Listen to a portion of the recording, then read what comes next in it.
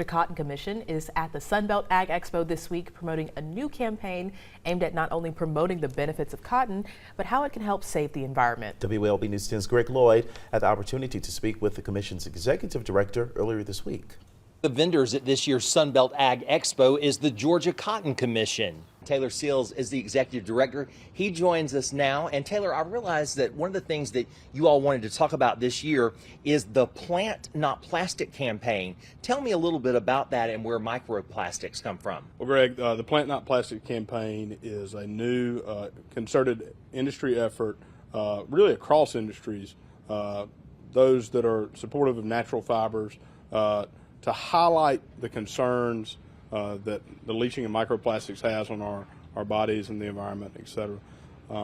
Microplastics are little tiny shreds of plastic that are getting into our environment in a plethora of ways. But one of the main sources of that microplastic pollution in our environment is from synthetic fibers like polyester and rayon, things like this, where they're coming, and when you wash your clothes, they're getting into the environment through our water. They're finding these fibers in fish, and unfortunately, even in the brains and reproductive organs of humans. I think the last study I heard said that the average American consumer consumes a credit card's worth of plastic every week. Wow. And tell me a little bit more, Taylor, about how this impacts, the environment, our health, and our communities. Well, like I said, it's making its way into our bodies. It's making its way into our rivers and streams and oceans and things like that. And these, there's a lot of health concerns that come from that. So it's a very concerning situation. It really is.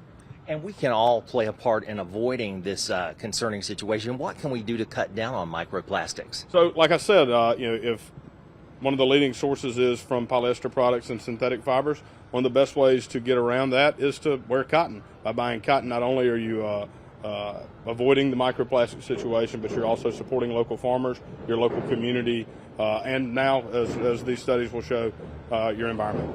And so when we say we're promoting cotton in Georgia, there are more reasons than just because we grow a lot of it. It does help the environment. That's right. It helps the environment. It helps support rural communities. All of our communities are tied together.